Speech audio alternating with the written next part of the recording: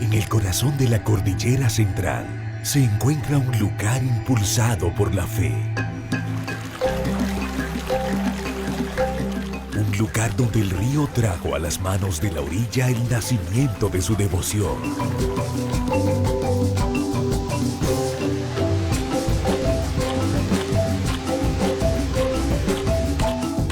Eleva tu alma hasta la oración más pura. Y la Basílica Menor del Señor de los Milagros. Y haz que tu espíritu crezca con el favor del guardián espiritual de este pueblo. Sueña, porque en Buga, cuando el corazón marcha, se cumplen deseos.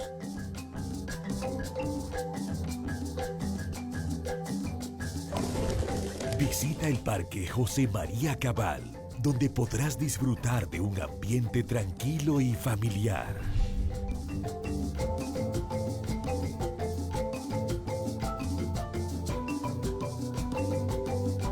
Buga te espera con sorprendentes escenarios como la mítica estación del ferrocarril.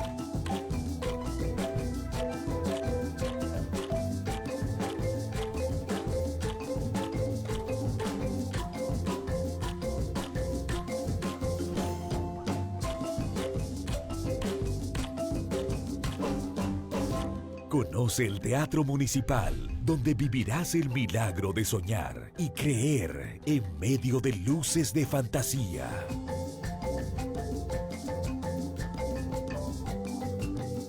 Descubre el dulce sabor de sus cultivos de caña y deleítate con un manjar blanco.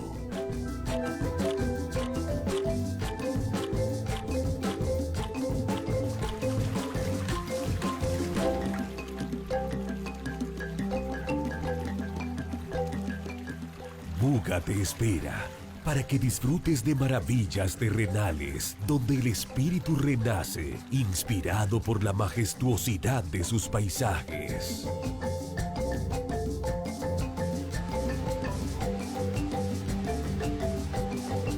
Conoce Guadalajara de Buga, uno de los 17 destinos que integran la red turística de Pueblos Patrimonio. Es el momento de Colombia. Conócela, recórrela, disfrútala. Seguro te va a encantar.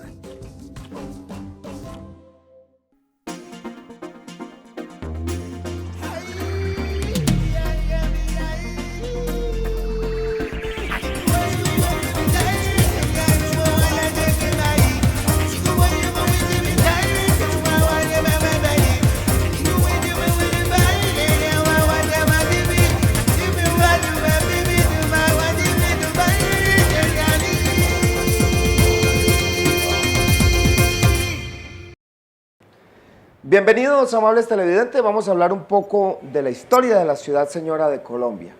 Si bien es cierto, este no es un documento histórico, solamente unos pequeños apuntes. Iniciemos hablando de los traslados, especialmente de su penúltimo traslado, en aquel lugar conocido como el Sena hoy en día. En ese entonces, la ciudad se llamaba Guadalajara de la Victoria de Buga. Bueno, el último traslado de Buga fue... las academias de historia adoptaron esa fecha porque fue el levantamiento. Se levantó la ciudad donde estaba fundada, en la tercera fundación que se hizo, que fue en el páramo de Pan de Azúcar. Arriba en las montañas donde está, que se llaman las Hermosas. ¿Por qué se llaman las Hermosas? Porque Fray Pedro Simón, un historiador que llega, es de los primeros que llegaron al descubrimiento del Valle del Cauca, don Ciesa de León y Fray Pedro Simón, un fraile franciscano. Entonces ellos llegaron, descubrieron el Valle del Cauca y fueron cogiendo más o menos por el lado de Buenaventura hacia arriba y luego esta cordillera, que se llama la Sierra Alta de los Pijaos, toda esa cordillera acá. Entonces al ir pues en esos parajes tan inhóspitos y todas esas cosas, encontraron una tribu que les pareció Y en ese momento, para que un fraile diga que esas mujeres eran muy hermosas, tenían que serlo, porque eran, según refiere él en sus noticias historiales, dice que llegaron y que encontraron una tribu realmente pues muy atractiva y que sus mujeres eran altas, morenas y muy altas, morenas, claras y de ojos azules. Entonces que tenían la cabellera negra, que eran unas mujeres muy hermosas. Entonces de ahí que él bautizó eso, que se llama, que ahora va a la carretera, piensan sacar la carretera por ahí, se llama el Páramo de las Hermosas. Eso bautizado por Fray Pedro Simón.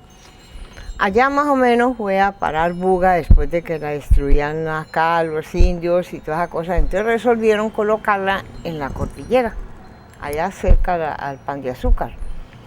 Allá duraron, eso fue en 1569 que se trasladó la ciudad allá. Allá duraron 10 años.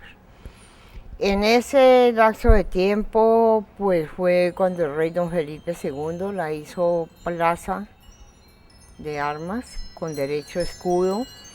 Le envió de España a Nuestra Señora de la Concepción de la Victoria para que fuera su patrona. Le manda una manga de cruz que es algo muy rico, recamado en oro, que es la que cubre la cruz alta. Y entonces cuando se lleva una procesión, entonces ella va cubierta, cuando comienza la procesión se descubre la cruz. Y le regaló un ornamento, le mandó un ornamento. Eso pues lo guardaban allá los conquistadores. Don Alonso de Fuenmayor, don Rodrigo de Fuenmayor, todos ellos guardaban esas cosas. Bueno, la cuestión es que pues comenzaron los pareceres de la gente, como es un cabildo abierto, y diciendo pues que sí, que no podemos vivir, que nuestras familias, que no estamos en una parte muy pequeña, que no tenemos dónde extender la ciudad, entonces que mejor ya estaba un poco pacificado el valle, porque ellos no podían entrar al valle porque esto estaba sin pacificar, estaba lleno de tribus de indios.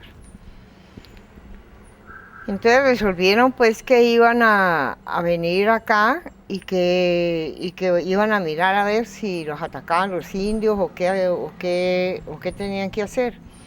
Entonces en realidad vinieron y no había esa cantidad de indios. Parece que los pacificaron un poco y luego sí, entonces trazaron la ciudad, trazaron la parte que iban a traer de la ciudad, la trazaron aquí en lo que es hoy el Sena, porque trataban de que quedara con agua acá y con agua allá. Entonces teníamos el río de las Piedras y el río Cauca. Entonces pusieron la ciudad allí. Ese es el traslado que se hace. Ellos levantaron la ciudad el 22 de febrero de 1570. 6 meses antes del 4 de marzo, ellos construyen la iglesia pajiza, la iglesia parroquial, construyen unas casas para el cabildo, trazan la plaza, en el medio de la plaza colocan el rollo de la justicia, que era un árbol donde se aplicaba justicia, y lo demás son casas pajizas que las fueron haciendo, pero de todas maneras el 4 de marzo se instala el primer cabildo y es el primer alcalde en ese sitio, en el Sena. Ya, después de que se han trasladado, entonces comienza Cauca, comienza a llover y Cauca a crecer. Entonces ya vieron que se habían metido donde no era, porque ya Cauca viene el correntoso río de las Piedras, hoy Guadalajara, y el Cauca y cómo sería en ese momento que Cauca pues era tan correntoso y lleno de vegetación, pues el agua, pues ¿cómo sería, no? Un río caudaloso. No, caudaloso. Entonces ya vieron pues que habían errado en colocarse allí, entonces hicieron un canje con Rodrigo de Juez Mayor, que el rey le había dado posesión de las estancias de este lado, donde estamos hoy. Y entonces, como no había rivalidades en ese momento y todo el mundo quería como prestar un servicio, entonces Rodrigo de Juez Mayor canjeó las tierras que tenía acá, al lado derecho, donde estamos hoy, por unas estancias allá. Entonces se fue trasladando. Ella no tuvo un traslado, como se llama, un acto de traslado, sino que se fueron viniendo. Casa que estaba hecha aquí, entonces ya demarcaron la plaza, antes la plaza, que no se llamaba Parque Cabal ni nada, cosa de la plaza, y pusieron el rollo de la justicia, entonces demarcaron las casas del cabildo, casas de los señores principales aquí, los señores principales allá, y aquí la iglesia parroquial. Ese fue el traslado ya de 1573, 74, se fueron viniendo, fueron haciendo las casas, la cárcel, las casas del cabildo, lo que es las casas de donde funcionó pues ¿cómo se llama esto? La Inquisición. La única casa que hicieron de alto y bajo fue la casa de Velázquez Rengifo, alta y baja, donde está hoy la fiscalía. Cuando se hizo la restauración con el doctor Diego Salcedo, fue que vimos todo el piso hecho, el piso segundo, se llamaban casa alta y baja. Entonces el piso segundo era en pura chonta, pura chonta, tanto que no tenía un gorgojo. Y era pues casa, y es casa de más de por 400 y pico de años. Es prioridad para nosotros socializar, difundir, masificar los símbolos de la ciudad. Por eso, hablemos del escudo, de la bandera y el himno que nos identifica. Los símbolos de la hoy Ciudad Señora de Colombia son la bandera y el escudo. El escudo de forma española, ostentando en la parte superior una corona, como significado de la majestuosidad y descendencia del Reino de España. Dividido en tres partes, la superior de tamaño doble contiene un sol radiante que da cuenta de la ubicación geográfica de Buga en el trono. La sección inferior izquierda presenta dos soldados con sus armas en balanza, testificando que el rey hizo de Buga plaza de armas. En la franja inferior derecha contempla la figura de dos leones expresando la grandeza y el valor de los hijos de la Guadalajara de Buga. La bandera se compone de tres colores así: amarillo oro, que significa la riqueza de nuestro suelo. En el medio, de color verde, demuestra la fertilidad de estas tierras, y en la parte inferior o baja, el color rojo simbolizando el patriotismo y la sangre vertida por los próceres hijos de Guadalajara de Buga en aras de la independencia. Tres datos históricos se unen a este símbolo de la ciudad. El primero, que es la misma que ondeó en la batalla de Alto Palacé y que era llevada por el general José María Cabal. La segunda habla que frente a ella, el 20 de julio de 1813, los ejércitos de Nariño, al iniciar la campaña del sur, hicieron el juramento. Y como tercera anécdota, la bandera de Buga viene a ser la misma del estado de Cartagena en 1812, en la cual murió envuelto el general Atanasio Girardot en la cima de Bárbula. El himno, conformado por 6 estrofas y un coro, con la letra del doctor José Ignacio Espina y música del maestro Agustín Payán Arboleda, interpretado en la actualidad por el cantautor bugueño Francisco José Vasco.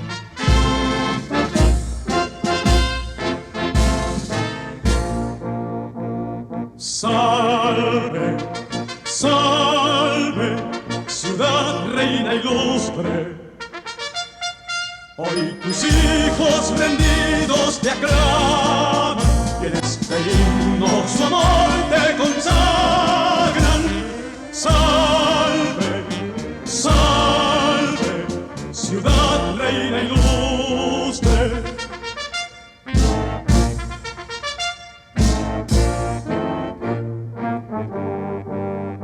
Entre azules montañas andinas, donatura prodiga ferviente los tesoros de un cielo esplendente, sus bellezas y gracias divinas.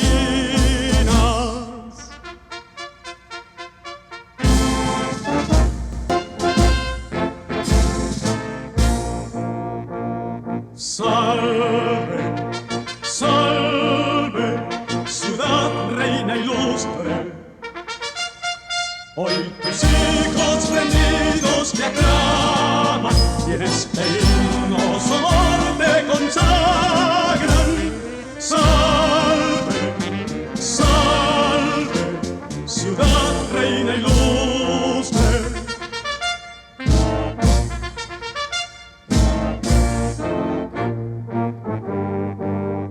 Te destacas, oh reina caucana, en un prado cubierto de rosas que te ofrecen su amor voluptuosas, triunfadora, gentil, soberana.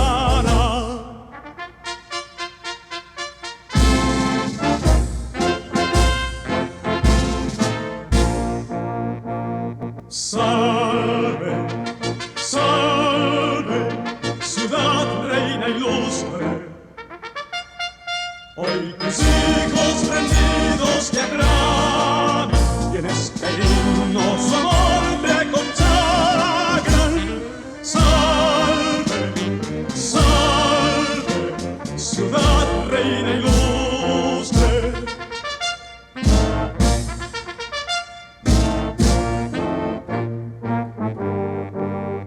Cual vestal que oficiara en su templo, consagrado a la diosa hermosura, todo en ti sugestiona y fulgura al poder del altísimo ejemplo.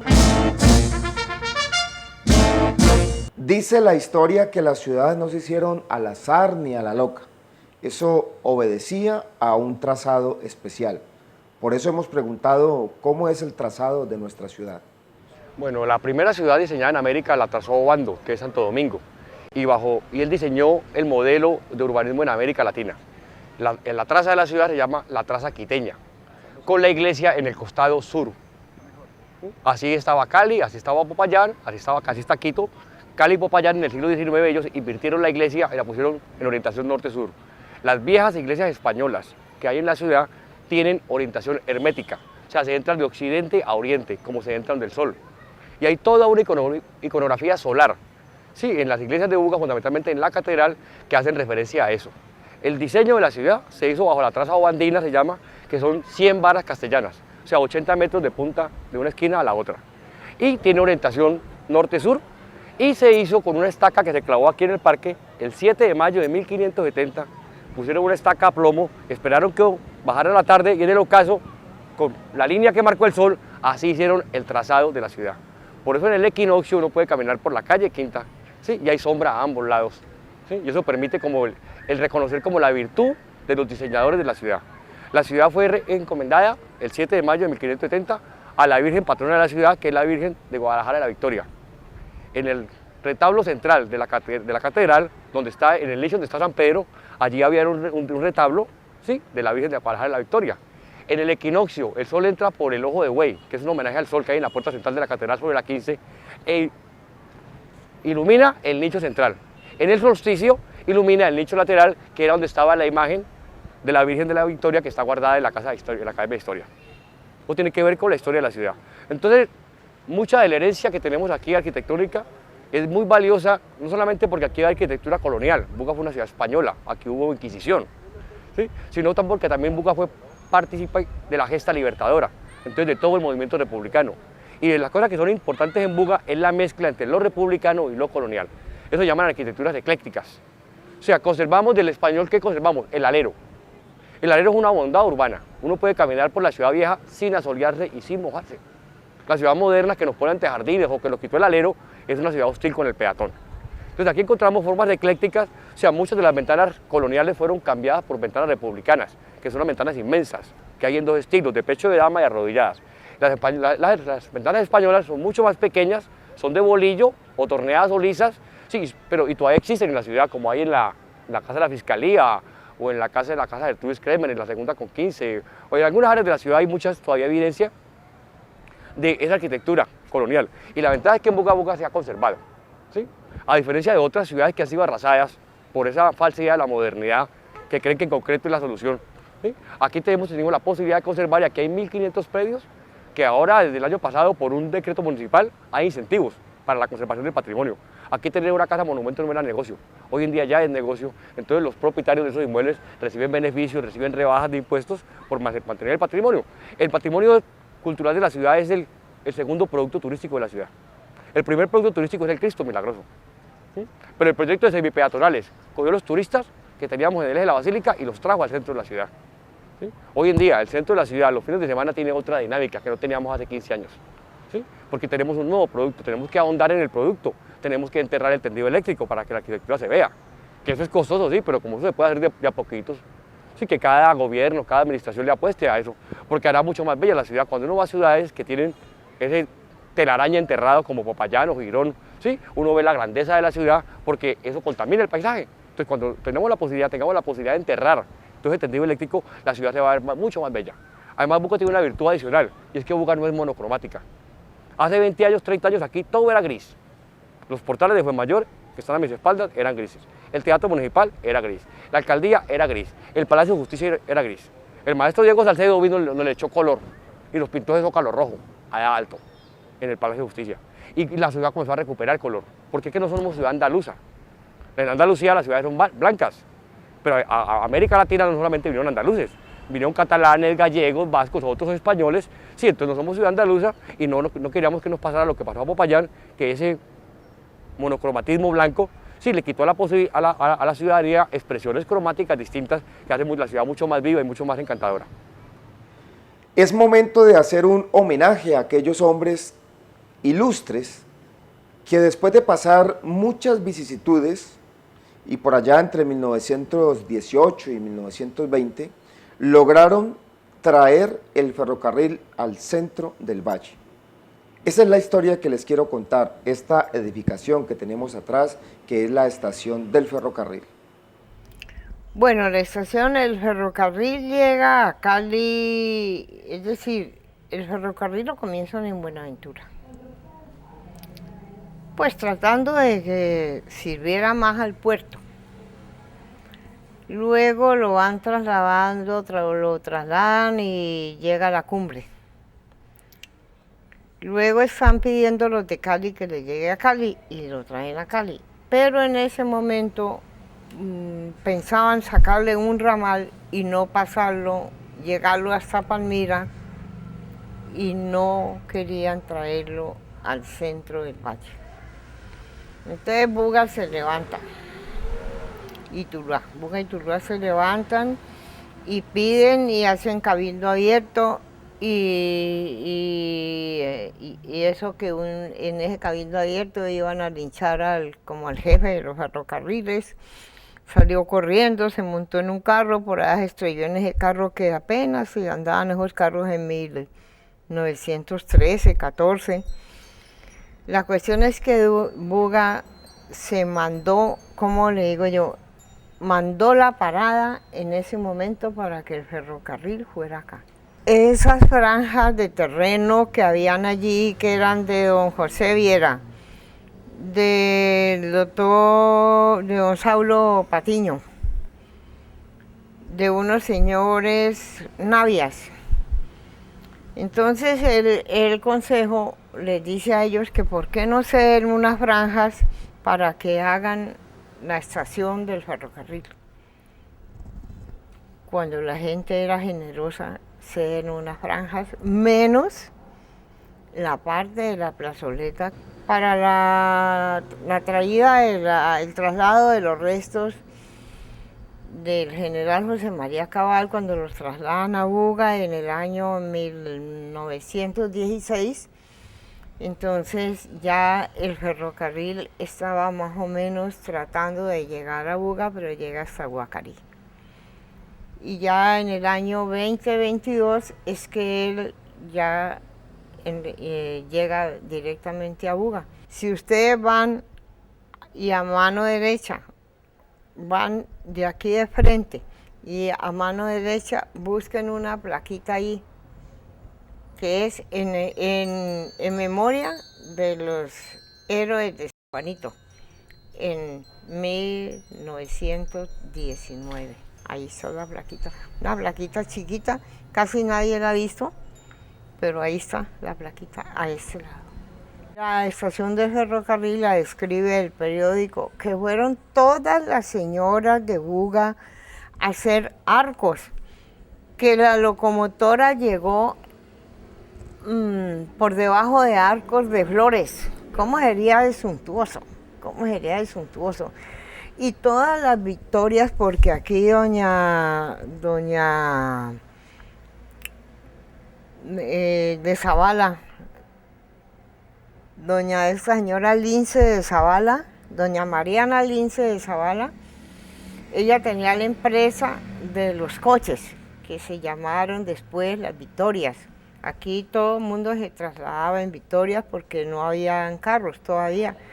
Pero ya para esa época sí ya habían automóviles, porque el automóvil llegó a Buga en 1913, que lo trajeron unos señores paisas, los señores Henao, que fueron muy combativos porque traían ruido a la ciudad, porque esos automóviles despertaban a la gente, porque no se podía dormir, porque los enfermos se fastidiaban.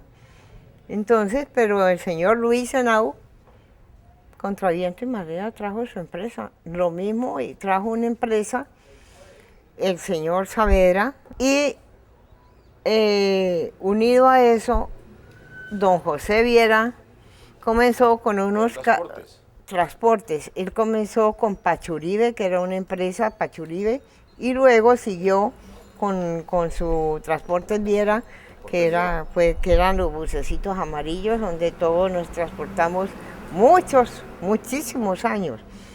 Entonces fue la llegada pues, del ferrocarril un acontecimiento, la inauguración, que dice que vestida de gala la estación tenía sala de primera, segunda y tercera clase. Las líneas férreas se inauguraron durante el gobierno de Alberto Lleras Camargo el 29 de julio de 1961, cuando culminó la integración del sistema ferroviario con 3.379 kilómetros bajo la administración de la empresa de los ferrocarriles nacionales. La estación del ferrocarril de Buga fue declarada Monumento Nacional en el año de 1996. En Guadalajara de Buga poseemos muchas joyas arquitectónicas y religiosas. Una de las joyas religiosas es la iglesia de San Antonio de Padua. Veamos en qué consiste su historia y su iglesia. Bueno, este templo de San Antonio de Padua está ubicado en el barrio de su mismo nombre. Pues que ustedes se enteran de que la ciudad de Buga fue creciendo paulatinamente por etapas. Vamos, el primer barrio que se fundó fue el barrio José María Cabal Barona, después pasaron al barrio de Santa Bárbara y se fueron viniendo poblando toda esta región hasta llegar a la orilla del río. Y fuera de eso trazaron la carrera novena, que se llamaba el Camino Real, donde tenía que las personas que visitaban a Buga ingresar por ahí. Era el camino obligado de las personas que llegaban a Buga, y la carrera octava era el camino obligado de las personas que salían de Buga. Tan así es que las vueltas a Colombia pasaban por aquí y salían por la carrera octava. El templo arquitectónicamente está compuesto por solo cuerpo, ¿no? Porque realmente era capilla. Las iglesias tienen 3 cuerpos, entonces esta era una capilla. Ya en el año 70, el obispo Julián Mendoza Guerrero, que fue el primer obispo que tuvo la ciudad, lo elevó al grado de parroquia o al grado de iglesia. El primer cura párroco que asistió los oficios eclesiásticos aquí fue el padre Iván Zapata. Fue el primero pues, que hizo todas las gestiones de cura párroco. Al elevarla al grado de iglesia parroquial, aquí ya se pueden asentar los matrimonios, bautizos, ya aquí hay libro de bautizos y libro de matrimonios. La torre está construida en ladrillo limpio, como ahí se puede observar, se puede ver la ranura del ladrillo, y fuera de eso termina en un campanario que depende de la arquitectura hispánica. O sea que ya son los últimos residuos de la época de la República en nuestro país. Y hay una característica especial: sobre el eje de la carrera novena se encuentran dos iglesias, que son la iglesia de Santa Bárbara en la carrera novena con calle 13 y la iglesia de San Antonio en la calle novena con carrera novena, ¿no?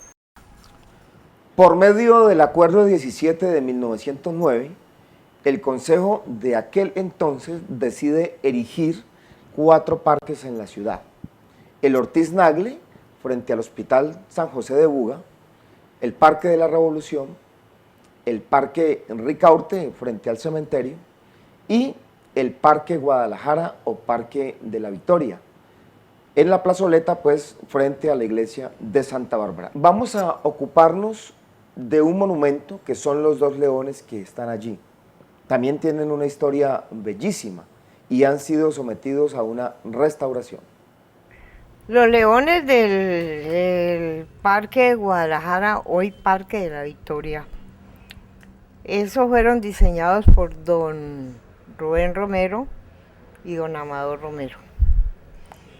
Precisamente porque ellos conocieron el plano que hubo para construcción del templo al Señor de los Milagros, no en el lugar que está la basílica. Entonces don Amador y don Rubén y don Néstor Romero, los 3 Romeros, ellos dicen pues que pues a él le gustó mucho porque él conoció el plano. Entonces quiso ponerle a ese parque de Guadalajara, colocarle unos adornos, y entonces le colocó, él sacó el plano y ideó los leones. Pero ya los leones, ellos dijeron que los leones no los iban a poner rampantes porque acabábamos ya como de sellar como una pacificación después de la Guerra de los 1000 días, que fue la última pues de las guerras famosas. Entonces acababa de pasar en 1902 la Guerra de los 1000 días, y ya en 1907, 8, 10, entonces ya se iba a hacer el parque. Entonces ya estaba como Colombia, como todo pacificado, entonces él consideró que los leones ya no fueran rampantes, porque no estábamos en guerra, sino que los leones estaban descansados, así bien acomodados, como tranquilos, como que no guardan pues como actitud de agresividad. Entonces ese es el origen de los leones. Los hicieron en 3 partes y los quemaron. Ellos los hicieron de barro, como se hacen las materas. Recuerdo que cuando yo los conocí tenían reja para que la gente no los cogiera.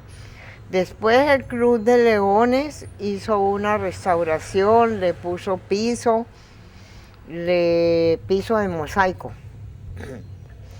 Y le quitaron las materas. Él tenía unas columnas con materas, lo mismo a la entrada principal del parque, que era frente a la iglesia de Santa Bárbara del Templo. Tenía 2 columnas así, terminadas como en unas puntas, en puro barro, así como hicieron el obelisco en puro barro. Al invitarme para que hiciera esta restauración, pues llegué a empezar una investigación con entrevistas a personas de la tercera edad avanzada, quienes reconocieron y me hicieron reconocer también el hecho de que los leones eran elaborados en arcilla quemada, o como comúnmente lo llamamos, en ladrillo, y quedaron en ese color natural del ladrillo, o sea, la arcilla quemada. Por eso entonces, al encarar esa restauración y tener esa información, procedí al respeto del artista que los elaboró, y entonces traté de investigando, y con la colaboración de algunas de las personas que trabajan inclusive en el parque, logramos un material que nos diera una gran resistencia, y lo pigmentamos con colores minerales, logrando así no solamente la textura, sino el color característico de la arcilla quemada. Luego que se encontraron algunas dificultades, especialmente en las manos, en las patas, porque pues el deterioro de ellos, muchas personas de los vecinos, del común, trataban de darle solución a esto, colocándole con material diferente, como fue mezcla en cemento y arena, elaborando las partes que se rompían, y entonces pues desde luego quedaban el color gris característico de la mezcla de cemento, y entonces por eso procedieron a pintarlo. Los dientes habían sido golpeados también, especialmente los colmillos eran arrancados, entonces hubo necesidad de hacerle un trabajo con un alma de acero para que ojalá que no nos vayan a reventar. Guadalajara de Buga tiene un patrimonio histórico arquitectónico incalculable. Más o menos podíamos decir el edificio de la alcaldía, en su momento fue un monasterio, el sitio donde está el Palacio de Justicia, la misma casa del capitán Luis Velázquez, las casas donde vino el general Simón Bolívar, los portales, en fin, una cantidad de sitios de interés, cerca de 1000 predios que hacen parte de ese patrimonio histórico arquitectónico de la ciudad. Vamos a hablar de uno de tantos de ellos. Fue construido en piedra tallada a principios del siglo XX. Esta construcción posee una arquitectura con estilo de la época medieval. Fue concebido hacia 1918. Arquitectónicamente construido como castillo feudal, edificado para doña Cristina Rivera Escobar, viuda de don Axalón Fernández de Soto Torneros y de don Braulio Delgado Salarte, y tercera esposa del doctor don Luis Felipe Campos Zapata, segundo gobernador del departamento de Buga. Ustedes, al igual que yo, se preguntarán por un sitio que hay ahí en la calle Novena con carrera Quinta Esquina, una pequeña plazoleta que todos conocemos como La Pila. ¿Este sitio qué? ¿Por qué se hizo? ¿Por qué se construyó? ¿Qué hacían allí los antiguos moradores de la ciudad, señora? Bueno, La Pila eso es muy tradicional en todo Colombia. Si usted va a Bogotá va a encontrar La Pila de Quevedo, en el barrio de La Candelaria. Si usted va a Cali, en la Quinta con 10, va a encontrar La Pila de Crespo, que fue inaugurada para los Juegos Panamericanos prácticamente ahora 40 años. Y aquí La Pila del Molino, que es la única que existe. Pero anteriormente en todos los barrios, lo primero que hacían era la iglesia y después diseñaban el sitio de la pila, ¿no? En Santa Bárbara también hubo pila, en el Parque Cabal hubo pila. Casi en todos los barrios antiguos de la ciudad existieron las pilas. La pila era el sitio donde recogían el agua para el consumo humano. Como no habían trazado realmente el acueducto directamente con las acometidas a cada casa, entonces solamente llegaba a ese sitio, ¿no? Entonces ahí la gente recogía el agua y la llevaba, pero no lavaban, sino solamente recoger el agua y llevarla para la casa, para hacer los alimentos. Esta es la panorámica de Guadalajara de Buga, la ciudad donde vivimos actualmente. Pero quiero hablarles de Arnulfo Moreno y Hernando Bustos. Ellos dos conforman un dueto tolimense que se llaman Los Inolvidables. Ellos interpretaron magistralmente una letra del médico Jorge Villamil, que le canta a la Ciudad Señora de Colombia. Este tema musical se llama Buga, Ciudad Señora.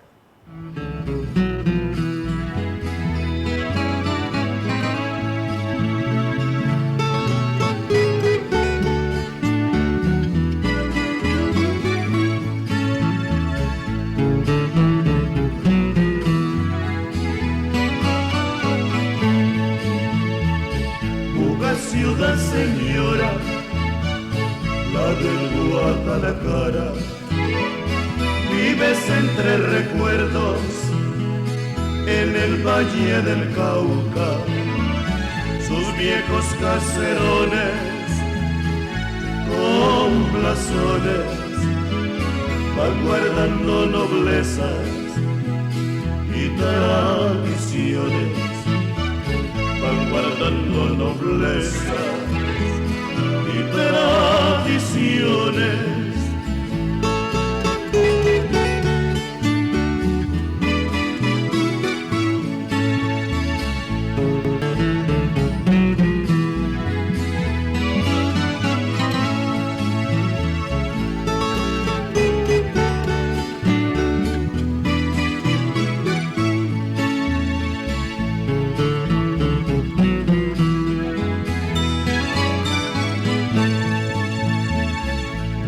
Ciudad señora, la del Guadalajara, vives entre recuerdos en el Valle del Cauca, sus viejos caserones con blasones van guardando noblezas y tradiciones, van guardando noblezas y tradiciones.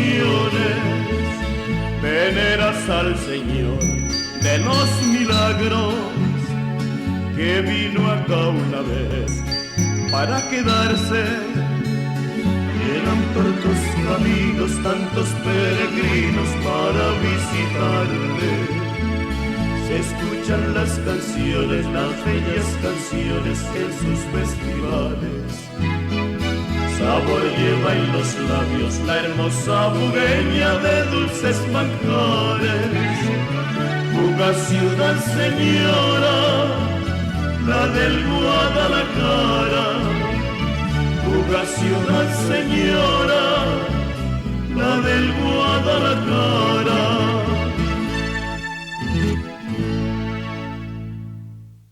En esta ocasión nos ocuparemos del río Tutelar, el río de las Piedras, hoy río Guadalajara, recordándoles lo frágil e importante que es el único afluente que poseemos.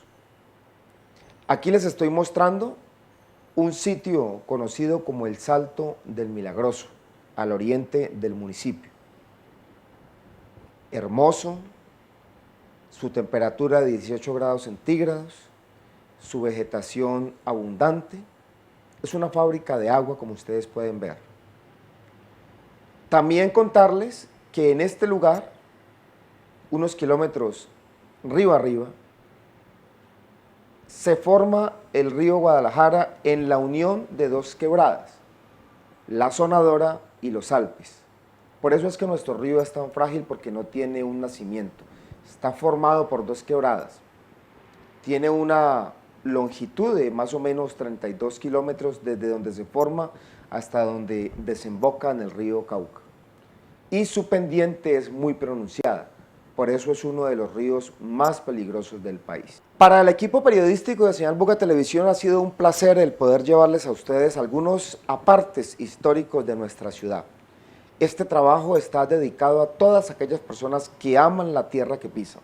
Gracias por su sintonía.